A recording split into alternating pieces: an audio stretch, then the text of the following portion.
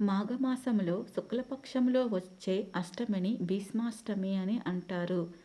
ఎందుకంటే భీష్మ మహర్షి ఉత్తరాయణంలో రథసప్తమి తర్వాత వచ్చే అష్టమి నాడు తన ప్రాణాలను విడిచిపెట్టాడు. కాబట్టి మానవుడిగా పుట్టిన ప్రతి ఒక్కరూ భీష్మాచార్యుల వారికి తర్పణం ఇవ్వాలని శాస్త్రం చెబుతుంది.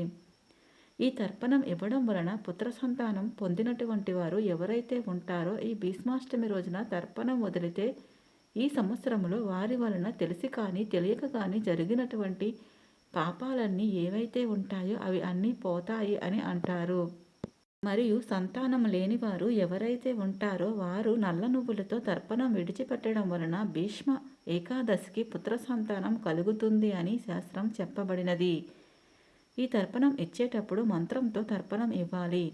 తర్పణం ఇవ్వటం వలన భీష్మాచార్యుల అనుగ్రహంతో పాటుగా పితృదేవతల అనుగ్రహం పొందుతారు. పితృశాపాలు మరియు బాధలు ఉంటే తొలగిపోతాయని శాస్త్రంలో చెప్పబడినది.